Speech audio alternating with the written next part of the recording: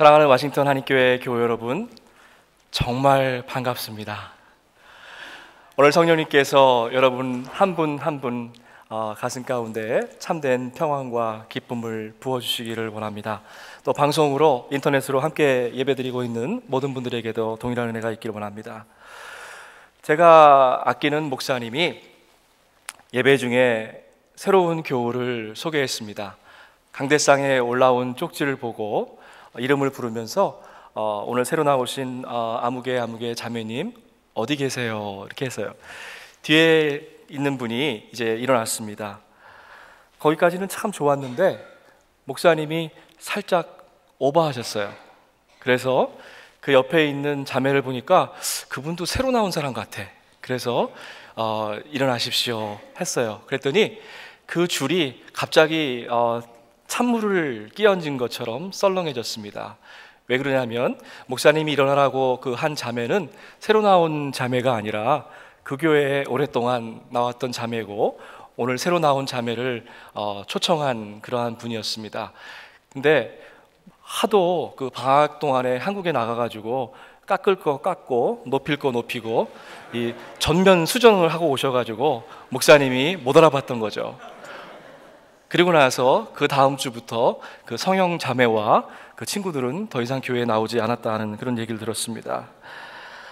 천국 갈 때 구원받고 주님을 처음 영접했을 때 증명사진들 하나 다 찍어 놓으셔야 될 것 같아요. 달라도 너무 달라서 천국 문에서 입장 거부하는 그러한 사태가 벌어진다고 합니다. 지난주 성경 일독 본문은 고린도 후서였습니다. 사도 바울은 우리의 귀에다가 확성기를 들이대고 겉사람이 아니라 속사람이다 이렇게 이야기합니다. 겉이 아니라 속입니다. 껍데기가 아니라 알맹이입니다. 포장지가 중요한 것이 아니라 그 포장지 안에 담긴 선물이 중요한 거죠. 겉사람만 신경 쓰면 잠깐 미용 효과는 있을지 몰라도 속사람이 바뀌지 않습니다. 그런데 제가 여러분에게 귀한 영적인 진리를 하나 알려드리고 싶습니다. 속사람이 바뀌면 겉사람은 바이원 게돈 프리로 바뀐다는 거예요. 25년 전에 풍운의 꿈을 안고 태평양을 건너서 미국에 공부하러 온 한 젊은이가 있었습니다.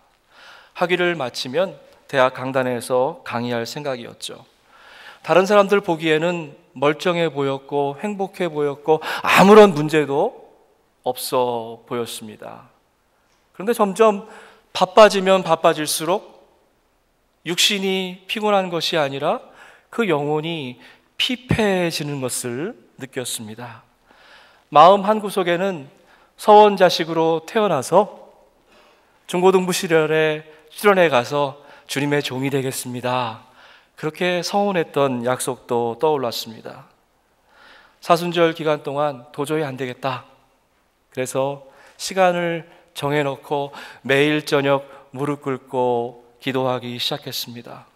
처음에는 기도라기보다는 차라리 항변에 가까웠습니다.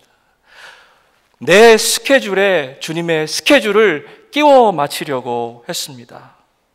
우연히 어떤 목사님의 연속 설교를 듣게 되었습니다. 말씀을 듣는 중에 주님을 처음 만났던 그 순간 순수한 사랑의 고백이 떠오르기 시작했습니다. 매일 하루에 몇 시간씩 아들이 주의 종이 되기 위해서 기도하는 어머니의 모습도 생각났습니다. 성령님은 무엇을 해라, 어떻게 살아라 그렇게 말씀하지 않으셨습니다.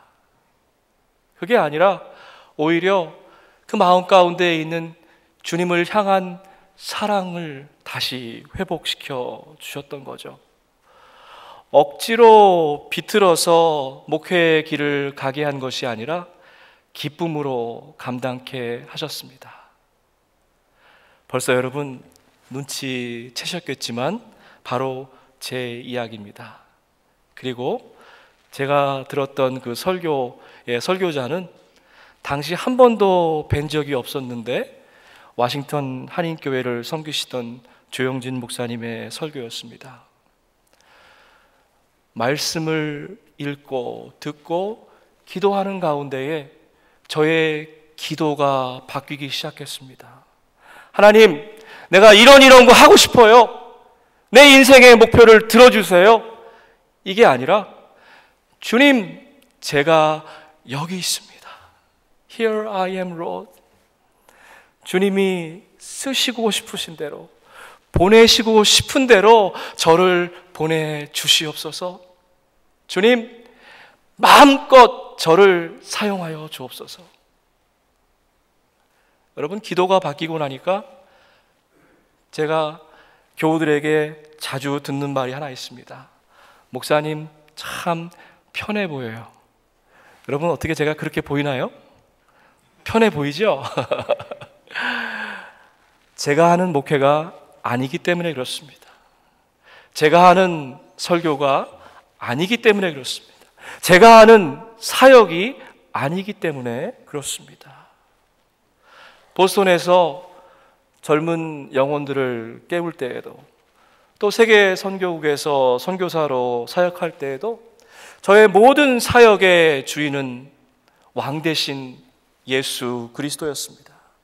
삶의 모든 결정권을 그분에게 내어드리고 나니까 말할 수 없는 평안이 제게 찾아왔습니다. 제 인생의 목표는 북경이나 동경에 가서 가르치는 것입니다. 하나님은 놀랍게도 저를 여러분들이 살고 계신 세계의 심장 워싱턴으로 보내주셨습니다. 우리 영혼 깊은 곳에는 하나님이 아니고서는 채워질 수 없는 그러한 공간이 있습니다. 행복한 인생은 모든 인생의 목표를 다 이루는 삶이 아니라 사명을 다하는 삶인 것이죠. 크리스찬들은 일상 속에서, 삶 속에서 작은 예수로 살기로 결단한 사람들입니다. 크리스찬들은 더 이상 겉사람으로 사는 것이 아니라 이제 속사람으로 살겠다고 작정한 사람들입니다. 우리는 낙심하지 않습니다. 우리의 겉사람은 낡아가나, 우리의 겉모습은 후패하여지나 우리의 속사람은 날마다 새로워집니다. 크리스찬들은 바로 이거예요. 날마다의 삶 속에서 점점 더 우리 주님을 닮아가려고 몸부림치는, 주님의 그 거룩함에 참여하려고 바둥치는 그러한 존재들이 바로 크리스찬 아닙니까? 우리 옛 어른들은요, 복음을 접하기도 전에 이 말씀이 무슨 말씀인지 깨달았던 것 같아요. 일신 우일신, 매일매일 날마다 새로워지는 삶, 이것이 바로 기독교의 정수가 아닌가 생각해 봅니다. 혁명은 세상에 초점을 맞추지만 신앙은 우리 마음속 가운데를 정조준하고 있습니다. 이제 곧 종교개혁 500주년이 됩니다. 종교개혁도 다시 말씀 속으로, 말씀 안으로 우리의 속사람을 뒤집는 그러한 신앙개혁 운동인 것이죠. 빈 수레는 늘 요란합니다. 진정한 변화는 밖에서 오는 것이 아니라 안에서부터 시작되는 것이죠. 사랑하는 워싱턴 한인교회가 성경 일독을 통하여서 차분한 변화를 경험하고 있습니다. 여러분, 이제 7월인데요 2016년 정가운데에 서 있습니다. 제가 오늘 여러분에게 구원의 말씀을 선포해 드립니다. 그동안 밀린 성경 일독 때문에 고민하지 마시기 바랍니다. 다 탕감되었습니다. 오늘부터 새롭게 시작하시기 바랍니다. 작년 12월 31일에 집에서 아이들과 함께 송구영신 예배를 드렸습니다. 예수님도 동네에서 사역하는 게 굉장히 힘드셨어요. 저도 제일 설교하기 힘든 게 집에서 설교하는 겁니다. 근데 이사야서 말씀을 본문을 가지고 이전 것은 지나갔다, 이전 것은 기억하지도 말고 보지도 말아라, 우리 주님께서 새로운 출발하라고 2016년 리셋 버튼을 눌러주셨다, 그렇게 설교했어요. 어린 아이들이지만 저한테 그러더라고요. 아빠, 지금까지 들어본 설교 중에 최고였어. 최상의 코멘트를 들었습니다. 지난날에 얽매이지 말고 새 출발해라 하는 거는 나이에 관계없이 복음이 되나 봅니다. 사랑하는 여러분, 새 목사, 여러분에게는 새 목사, 그렇죠? 저에게는 여러분이 새 교우, 주님께서 오늘 리셋 버튼을 저희에게 눌러주시면서 자유함을 허락해 주셨습니다. 이제 앞으로 새하얀 백지 위에 어떠한 그림을 그리는가는 저와 여러분의 몫입니다. 바울 신학의 정점에는 내가 죽고 그리스도가 사는 삶, 겉사람은 죽고 속사람으로 사는 삶, 눈에 보는 길을 가는 것이 아니라 믿음의 길을 걷는 삶, 육신의 장막이 아니라 영원한 하늘집을 꿈꾸는 삶이 자리 잡고 있습니다. 아마도 신앙생활 조금 해보신 분들은 이런 말씀을 귀에 못이 배도록 들어보셨을 겁니다. 문제는 뭐예요? 작심삼일, 주일날 눈물 콧물 다 쏟고 은혜 받아도 한 수요일날쯤 되면 다시 옛 모습으로 돌아가는, 다람쥐 쳇바퀴 돌듯이 사는 그런 삶이 문제 아닙니까? 그래서요, 우리 옛 어른들이 3일 예배다 해서 수요일날 한 번씩 더 예배를 드렸던 것 같아요. 어떻게 하면 날마다 새로워지는 그러한 삶을 살 수 있겠습니까? 신앙생활은 참 단순해요. 어찌 보면 우리가 아이들한테 좀 배워야 될 것 같아요. 여러분 혹시 기억이 가물가물하실지 모르겠지만 우리 어린 자녀들이 방학이 되면 그저 그냥 낮밤이 바뀌고요, 그 다음에 주로 하는 일이 방바닥을 쓸고 다니더라고요. 여기서부터 굴러다녔다가 절로 굴러갔다가. 그러다가도 9월이 되면 어떻게 돼요? Back to school, back to the basic. 다시 정신 차리고 이제 학교 생활이 시작됩니다. 신앙생활에 있어서 가장 중요한 두 가지를 여러분에게 말씀드리고자 합니다. 말씀과 기도입니다. 말씀과 기도는 아무리 강조해도 지나침이 없습니다. 왜요?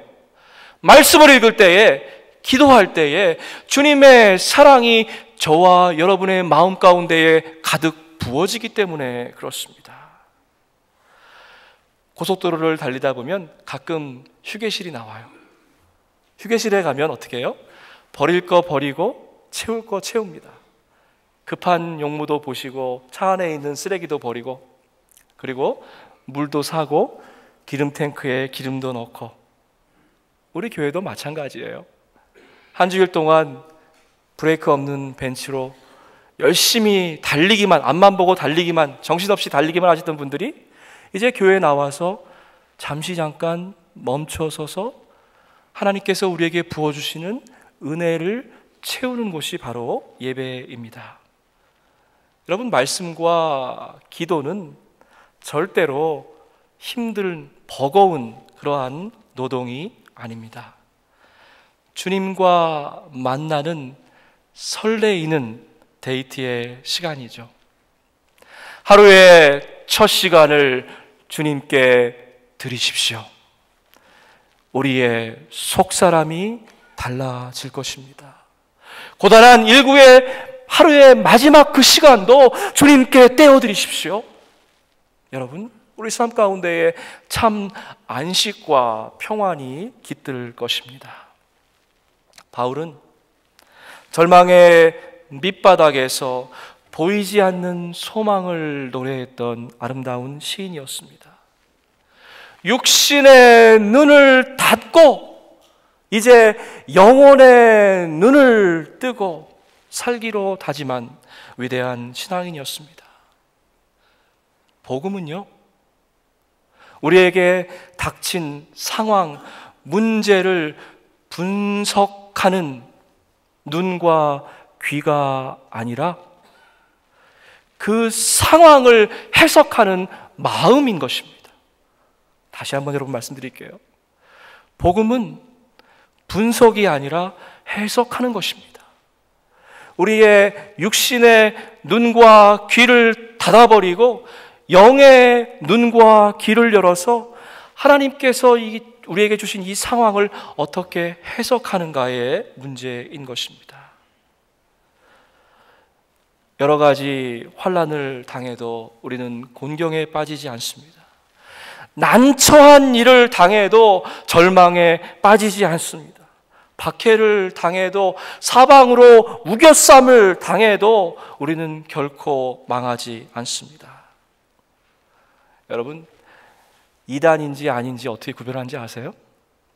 우리의 삶 가운데 어떠한 고통이나 환난도 다가오지 않는다라고 얘기하면 그것은 분명히 이단입니다. 가짜 복음입니다. 진짜 복음은 비록 우리의 삶 가운데에 어려움이 찾아올지라도, 지금 어려움의 자리에 있을지라도 다시 한번 그것과 맞서서 일어설 수 있는 용기와 결단을 허락하여 주는 것이 바로 진짜 복음인 것입니다. 어렸을 때 생각해 보세요. 동네에 약장수가 오잖아요. 북치고 이렇게 하면서 약을 하나 팔아요. 근데 그 가만히 보면 거기에 아무것도, 레벨이 아무것도 안 붙어 있고 감기에도 듣고 신경통에도 듣는 만병통치약이라 이렇게 합니다. 가짜 약이죠. 가짜 복음도 마치 그런 것입니다. 진짜 복음, 참 복음은 우리에게 주어진 상황과 여건과 관계없이 그리스도의 사랑이 우리를 그것으로부터 극복할 수 있는 힘을 허락하여 준다는 것이죠. 사랑하는 교우 여러분, 혹시 여러분의 삶에, 가정에, 건강에, 사업에 빨간불이 들어오셨습니까? 더 이상 기댈 만한 언덕이 없는 막다른 골목을 경험하고 계십니까? 지금이 바로 주님 앞에 다시 설 시간입니다. 우리의 속사람이 바뀌어야 될 시간입니다. 절박한 시간에 주님께 드려야 될 가장 위대한 기도는 바로 이것입니다. 주님, 제가 여기에 있습니다. 이제 내 뜻을 내려놓고 주님의 뜻에 따르렵니다. 주님, 제가 여기 있습니다. 주님 뜻에 순종하겠습니다. 이 기도는 천국의 문을 여는 아름다운 열쇠입니다. 겉사람으로 살던 내가 이제 속사람으로 살겠다는 위대한 선언문인 것이지요. 굳게 닫혀있던 마음의 빗장을 활짝 열면 그때부터 우리 성령님께서 역사하시기 시작합니다. 주님의 사랑이, 그리스도의 사랑이 저와 여러분을 휘어잡습니다. 내 생각, 내 경험, 내 판단이 판치던 내 마음속에 이제 그리스도의 사랑이 들어왔습니다. 편안한 인생, 편안한 삶을 향한 인생의 목표는 마치 우물가의 여인이 그랬던 것처럼 마셔도 채울 수 없는 영원한 갈증입니다. 차원을 달리해야 해답이 보입니다. 우리의 눈을 땅에서 하늘로 높이 들어야 기도의 응답이 있는 것이죠. 주님의 사랑이 우리를 강건하고 주의 사랑에 우리가 포로가 되기를 원합니다. 세상은 끝없는 부족과 결핍입니다. 세상이 우리에게 들이대는 잣대는 도토리 키재는 거예요. 조금 더 배우고 조금 더 가지고 있으면 우쭐해하고, 그 사람보다 조금 모자라면 땅을 코에 박고 열등감과 우월감, 자기 과시와 자기 연민의 끊임없는 되돌이표가 우리 인생 아닙니까? 사랑하는 성도 여러분, 주님과의 첫 만남, 첫사랑을 주님께 드렸던 그 시간을 한번 기억해 보세요. 여러분, 언제 마지막으로 주님 사랑해요, 주님 사랑해요, 주님께 저의 모든 것을 다 드릴 수 있습니다, 이렇게 눈물로 고백하셨습니까? 언제 마지막으로 주님과 사랑의 대화를 나누셨습니까? 주님께 사랑의 고백을 드릴 때에 주님은 놀라운 평강으로 저와 여러분에게 선물해 주십니다. 우리는, 제가 언더라인 했습니다, 언제나 마음이 든든합니다. 은행 통장에 돈이 쌓여가고 우리들의 자녀가 성공 출세하고 그럴 때 우리의 마음이 든든할 수 있습니다.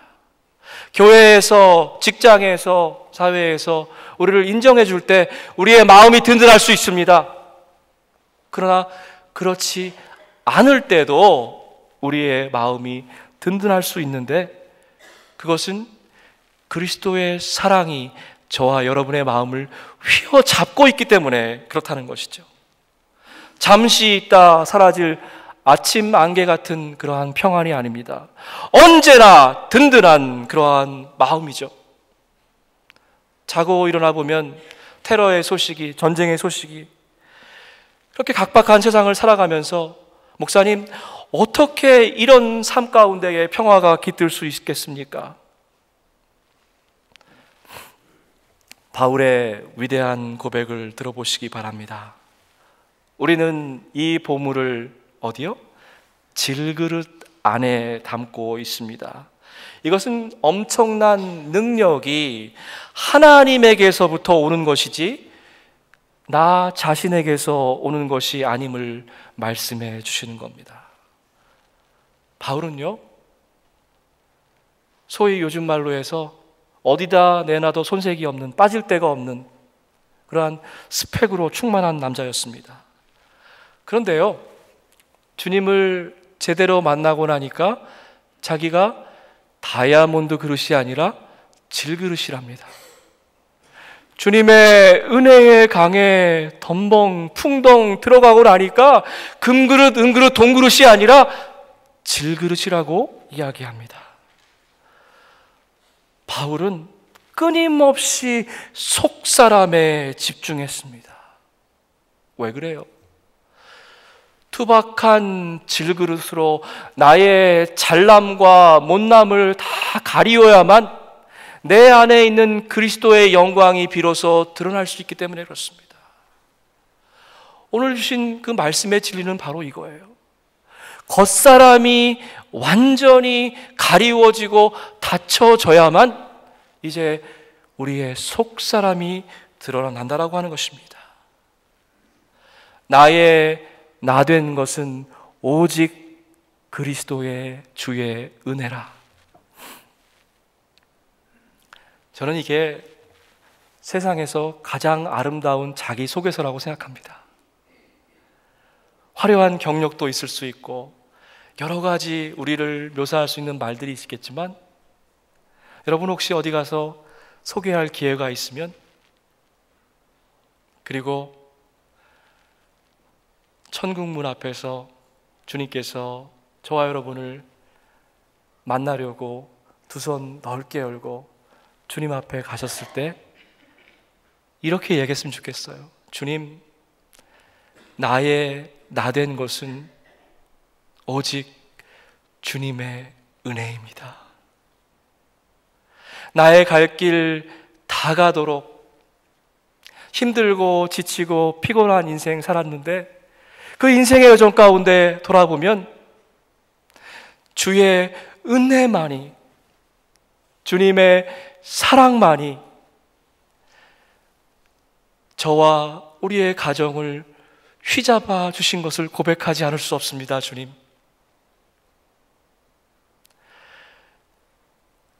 천국 문에 들어갈 때에 여러분 어떤 찬양 부르시면서 가실래요? 주님 만나면 어떻게 인사하실래요? 준비하십시다. 나의 나된 것은 오직 주의 은혜라. 질그릇의 특징은요, 쉽게 잘 깨진다는 것입니다. 뚝 떨어뜨리면 깨져요. 근데 제가 곰곰이 생각해 봤어요. 성경을 쭉 읽으면서, 여러분도 벌써 성경을 반 읽으셨잖아요. 하나님께서 위대한 사람들을 들어 쓰실 때에 가장 먼저 한 일이 있으십니다. 그것은 어김없이 철저하게 그분들을 깨트려 드렸다는 거예요. 성만찬에 담긴 그 신학은 사실 깨어짐과 부서짐입니다. 저희 연합감리교회 그 성찬 예물을 읽을 때마다 제 마음 가운데 큰 은혜가 됩니다. 한 알의 밀알이 그대로 있지 아니하고 으깨어져서 하나의 빵이 되듯이 여러 개의 포도알이 그냥 그대로 있는 것이 아니라 짓이겨져서 하나의 즙이 되시지. 교회는 수많은 밀알과 포도 알갱이들이 여러 개의 점으로 보관되어 있는 그러한 박물관이 아닙니다. 반드시 으깨어지고 짓이겨져서 하나님께서 쓰시기에 합당한 새로운 피조물로 탄생되는 것이죠. 조금 더 배우고 좀 더 가지고, 조금 못 배우고 조금 덜 가지고, 그런 것이 중요한 것이 아니라 어느 누구라도 워싱턴 한인교회의 문을 들어서는 모든 사람들, 그들의 심령 가운데에 하나님께서 만져주시고 치유해 주시는 놀라운 진정한 그 치유와 회복이 일어나는 그러한 영적인 병원이 되기를 축복합니다. 질그릇의 가치는 그 화려한 디자인에 있지 않습니다. 주인께서 자주 쓰시는 질그릇은 화려한 질그릇이 아니라 어떤 질그릇일까요? 깨끗한, 잘 닦여진 그러한 질그릇입니다. 왜 말씀과 기도가 중요합니까? 말씀과 기도는 끊임없이 저와 여러분의 속사람에 묻은 그 때를 씻어내기 때문에 그렇습니다. 혹시 여러분 가진 것, 배운 것 믿고 안 깨지려고 발버둥 치던 그러한 철그릇은 아니었습니까? 혹시 저와 여러분이 속사람에는 더러운 오물로 가득 차 있는데 겉만 번드러하게 치장하지는 않았습니까? 자, 여러분, 금주의 암송 말씀입니다. 이런 거 안 해보셨죠? 한 주일에 짧은 말씀 하나씩만 저와 여러분 암송했으면 좋겠는데 파워포인트로 좀 보여주세요. 제가 누구든지 그리스도의 안에 있으면 이렇게 하면 여러분 이렇게 하십시다. 그는 새로운 피조물입니다. 그리고 제가 옛것은 지나갔습니다. 보십시오. 새것이 되었습니다. 이렇게 하고요. 그 다음에는 바꿔서 여러분이 누구든지 그리스도 안에 있으면 이렇게 하시겠습니다. 자, 한번 해볼까요? 누구든지 그리스도 안에 있으면 옛것은 지나갔습니다.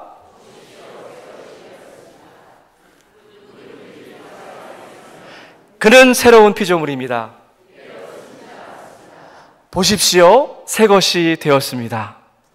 아멘. 여러분, 애우시기 힘들까봐 제가 이렇게 예배 시간에 이렇게 연습도 시켜드립니다. 속사람이 바뀌는 것이 바로 새로운 피조물이 되는 것입니다. 변화의 핵심은 열심히 사는 것이 아니라 어디에 서 있는가, 위치를 잘 선정하는 겁니다. 제가 학교 다닐 때 축구를 잘 못해갖고 90분 내내 열심히 뛰어다녀도 제 발에는 공이 안 걸리더라고요. 근데 축구 잘하는 친구들 보니까 공이 오는 자리에 가서 딱딱 서 있더라요. 무슨 얘기예요? 신앙생활의 핵심은 분주하게 열심히 사는 것이 아니라 어디에 있는가 하는 그런 그 위치의 문제라는 것입니다. 바울 신학의 핵심은 딱 하나예요. 그리스도 안에, 주 안에, in Christ, en Cristo. 우리가 어디에 서는가, 그것이 중요한 것입니다. 사랑하는 성도 여러분, 지금 어디에 계십니까? 주님 안에 계십니까? 아니면 겉으로 보기에는 멀쩡해 보여도 주님 밖에 있는 삶을 살고 계십니까? 이 이야기는 목사들에게도 해당돼요. 아무리 열심히 바쁘게 분주하게 사역하고 신방해도 주님 밖에 있는 사역이 될 수 있다는 것입니다. 악보에는 우리 성가대 찬양 너무 감사합니다. 화려한 꾸밈음도 있지만 악보를 완성하는 것은 사실 투박한 쉼표와 마침표입니다. 우리에게는 분명히 천국이 있습니다. 힘들고 지치고 바쁘고 때로는 기쁘고 울기도 하고 슬프기도 한 그 인생에 마침표가 있다는 거예요. 주님 앞에 저와 여러분이 분명히 설 날이 있습니다. 한 주 한 주 열심히 사시다가 주일 예배를 드리는 것은 쉼표를 찍는 것입니다. 신앙생활 잘 하시려면 쉼표와 마침표를 늘 기억하셔야만 합니다.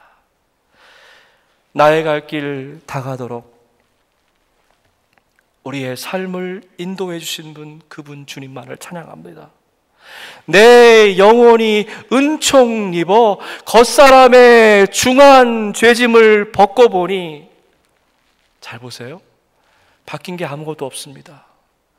초막이나 산골이나 그 어디나 하늘나라. 우리 주님만 모시고 사는 멋진 한 주가 되기를 주님의 이름으로 축복합니다. 그리스도의 사랑이 저와 여러분을 휘어잡습니다. 주 안에 있을 때에 저와 여러분의 마음이 언제나 든든합니다. 아멘. 함께 기도하겠습니다. 주님, 그리스도의 사랑이 우리를 휘어잡습니다. 주 안에 있을 때에 우리의 마음이 언제나 매 순간 삶의 모든 자리에서 어떠한 상황과 여건 가운데에도 든든합니다. 우리를 인도하시는 성령님, 이번 한 주간도 승리하는 아름다운 삶 살게 인도하시옵소서. 감사하옵고 예수님의 이름으로 기도하옵나이다. 아멘.